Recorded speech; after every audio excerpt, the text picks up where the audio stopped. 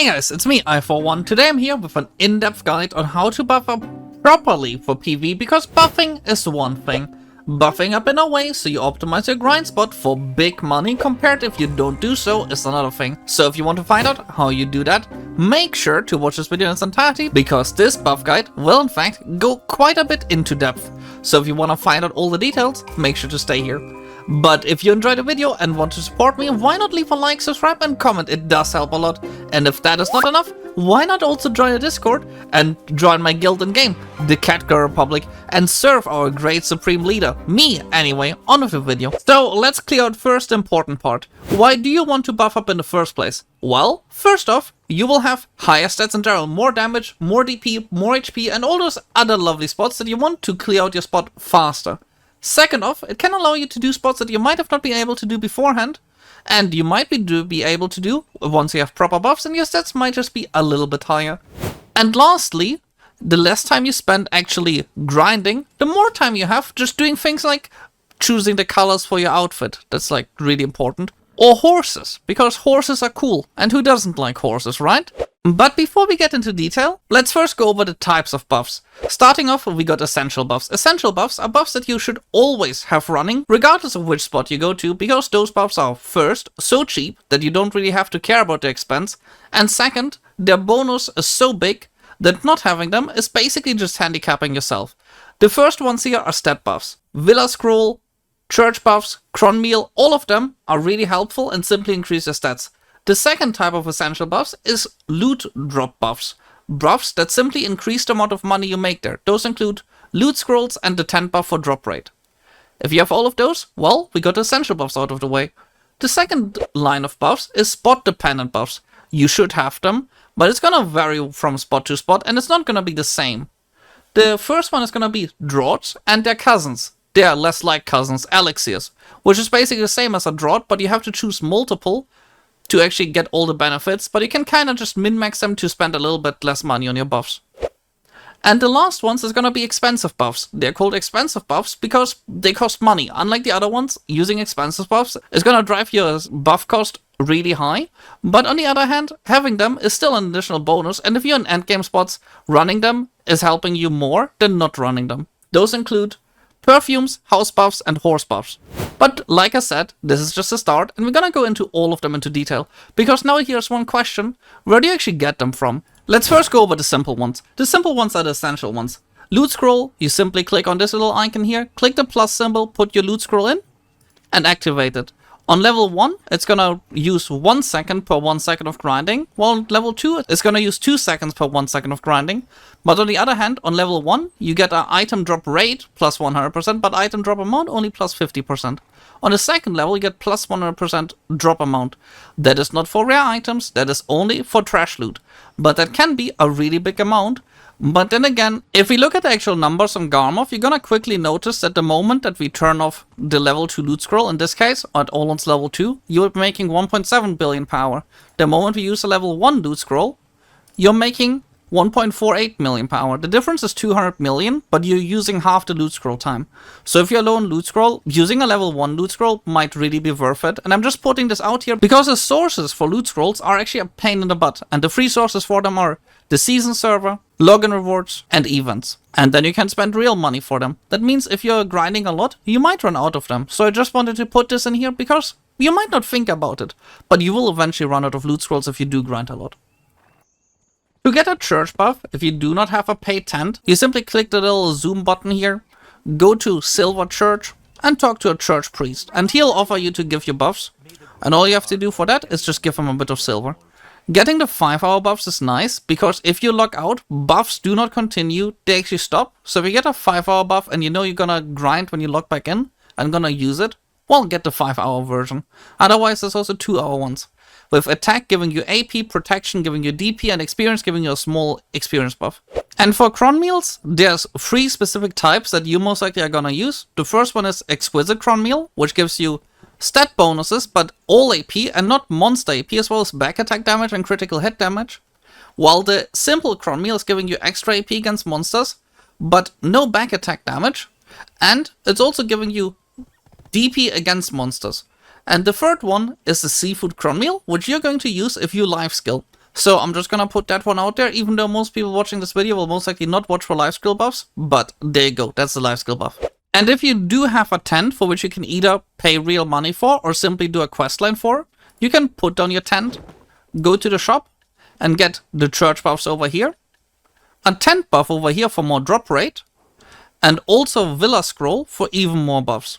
If you do not have a Villa Scroll, you can also simply get this buff right here, which is similar to the Villa Scroll PvE buff, but not exactly the same.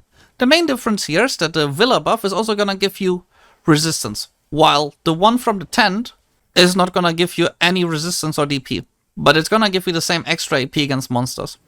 And when it comes to Villa buffs, there's two ways of getting Villa buffs. The first one is simple. If you have a Old Moon book, you can use it regardless of what your state is. You can simply buy it via your tent. But if you do not have that luxury, there's another option, which is not really expensive either. You go to one of the villas right here, the one that you want, in this case body enhancement for the PvE buff. You go there, talk to an NPC, exchange a gold bar, and for 7 days you can use it from your tent regardless, even without the paid buff. And a really simple solution to solve that problem is to simply have another character log it out there and hand that NPC gold. And you're done with it every single week. You don't have to go there, you just need to leave a character there. Going over the next thing is droughts. Droughts, in fact, are really important and basically essential to what you're doing. Like you can see from the amount of buffs that this one is giving right here. You can only have one drought at a time, or multiple elixirs at the same time.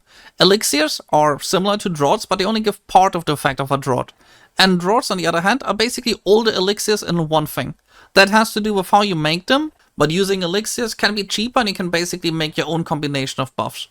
And with this, we're actually getting to the expensive buffs, and those ones are starting off with perfumes. I got 3 perfumes right here. The first one is Elixir of Deep Sea, which is one that I use a lot. It gives you back attack damage especially. The 10% back attack damage can be a big difference, but spending close to 80 million per hour on it is kinda expensive for a lot of spots. But if you're in the endgame and it makes a difference between getting one rare item more or one rare item less, that is quite a difference.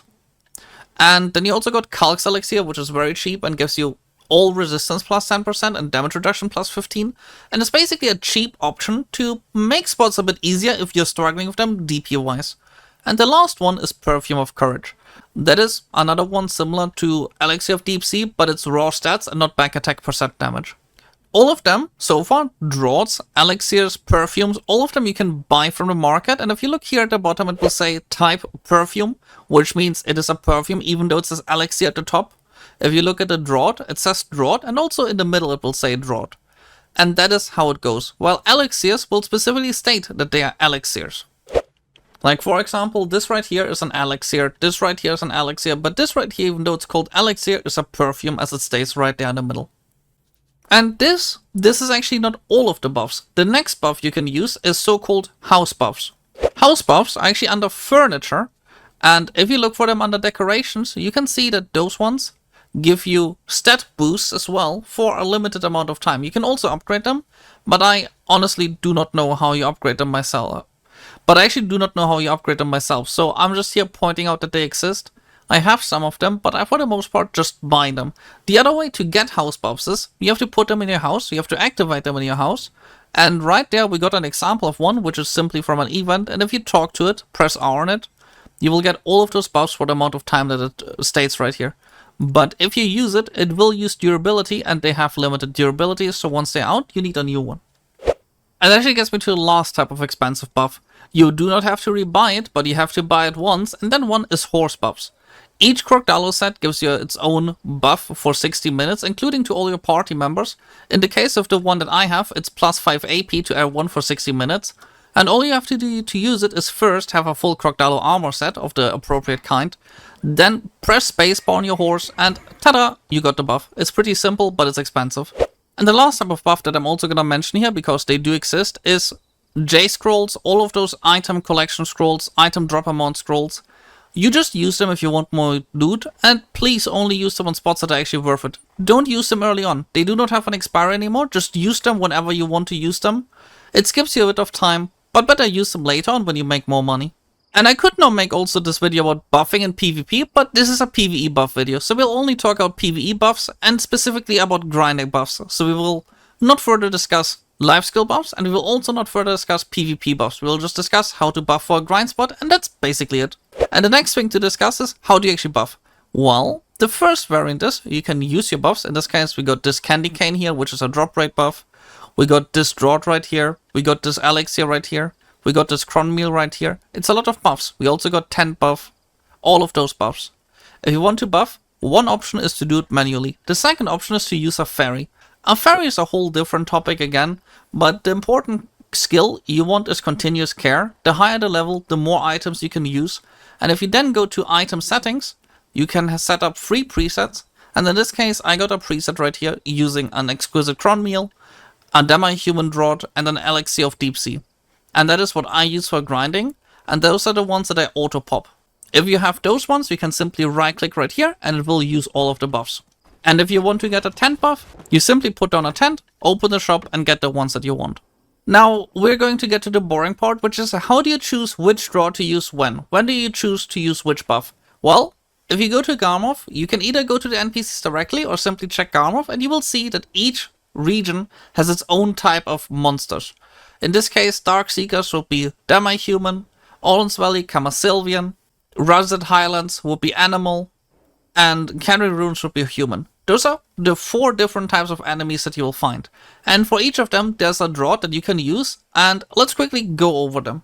The 4 droughts that you will care about in this case are demi-human droughts against demi-humans, Camasylvian droughts against Camasylvian monsters, and human drought against human monsters. There's also Elixir of Indignation and Frenzy Drought. Because animals have no specific droughts against them, you can simply use a Frenzy Drought of Corruption. If you think that a human drought or any of them is too expensive, another good option to get is a Frenzy Drought. The Frenzy Drought is this one right here. This one gives you plus 30 AP against monsters, but also reduces your DP, while the Frenzy Drought of Corruption is giving you more AP against monsters. But what really matters here is that you choose a drought, whichever is best for your spot. And if you're in a low-end spot, you might be better off simply using a Frenzy Drought in itself. But if you're in a higher-end spot, maybe a demi-human drought is not enough. In that case, you could use something like Elixir of Deep Sea to optimize your income even more, especially on a spot like Quintil, as you do a lot of back attack damage, and there you can simply make a little bit more money by using that on top. But if you struggle DP-wise, you can use a Calc Elixir to simply not die, because dying sucks. And after all of that, you still can use horse buffs, and you can use house buffs to get even more stats up. The main thing here is that if you go to the Monster Zone info, check it and see, well, there's an AP cap, and I'm not reaching it. You should reach that. That's the minimum. And if you hover over it, you will also see that there's an AP cap. In this case, it's a 70% AP cap. But for example, all of the Elvia Realms zones will have a 5% AP cap, meaning anything above the AP cap will basically not be applied at all. And you're better off simply using race-specific damage types like demi-human damage, because those ones will go over the cap. So you choose those ones in the case that there's a 5% AP cap, or you think you will simply gain more from using that. So the main goal is you stack monster AP until you reach the cap, and over it you can stack as much specific AP as you can. But to show a practical example, let's simply take a look at building a setup for running Gyphons. If you want to run Gyphons, you want to start off with a Villa buff. You want to get yourself a simple or exquisite cron meal depending on how high your AP are. In my case, I'm gonna actually go for exquisite cron meal for the extra back attack damage, because I'm also at the AP cap already, so that is gonna help me more. The next one I wanna get myself in this case is getting myself an elixir of deep sea for back attack damage, because I am gonna make a lot of damage, and making more money is gonna help me here, even though this is like significantly gonna increase the hourly cost for it. Like you can see, this is basically all of the cost. The next one you want to get in this case is getting yourself a Camasylvian drought, and that is again the same cost as the earlier one, but the buffs from this one are simply so massive that not using it is kinda silly. And after this, once we got all of that, the next thing we can get is get ourselves church buffs, which are essential as well. And then there's furniture buffs as well. If you have them, it's kinda nice to have. And they are actually decently cheap, but kinda pain to get, because most of the time they're sold out. So let's just go right here for a Nuva statue buff. If you have it, it's another 15 hidden AP. And on top of all of that, we can also get ourselves one of the horse buffs, which are one of those 3 here. So we're simply gonna get ourselves this one right here for another 5 AP. And if we look at the amount of buffs that we're getting here, we're gonna spend 210 million silver per hour on buffs, but we're getting ourselves 1000 HP, 5 hours stamina, 69 hidden AP, more accuracy, nullifying damage per back attack, damage reduction, as well as critical hit damage, all of those bonuses right here. It's a lot of bonuses, and I think that's the main thing. But here's another question. Is 210 million per hour worth it for a spot like Gryphons, where you either way only make up to $1 billion? Well, not really, so let's get rid of this one, and let's reduce the cost quite a bit. Is the Nuva statue worth it for 15 hidden AP? Well, not really, since that's also increasing our spending even more. Well, and we got rid of that one too. And all of a sudden we only spent 75 million per hour.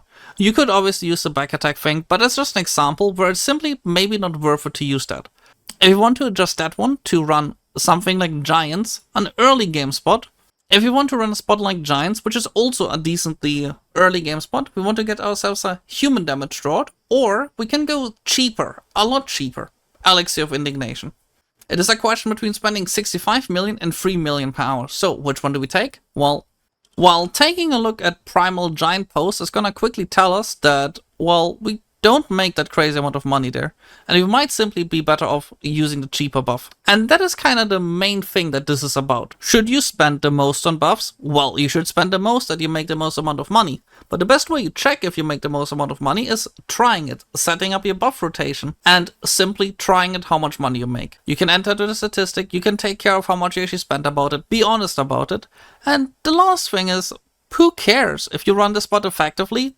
Using all of those tips that I just gave here is gonna help you, but you don't have to do everything that other people tell you. You don't have to go cheap. If you want to go expensive on Giants, go expensive. If you want to go cheap, go cheap. The main thing is, the more buffs you have, the quicker you're gonna be at grinding, and if you overspend, you're gonna make a bit less. If you underspend, you might die. You might make less money. But this is how you buff up, so just make sure that you get a proper buff rotation, and make the best out of your situation. Anyway, this is the whole video. I hope you enjoyed the video. If you enjoyed the video, make sure to leave a like, subscribe, and check out my other videos. Anyway, this is the whole video, and I'll see you next time. Bye!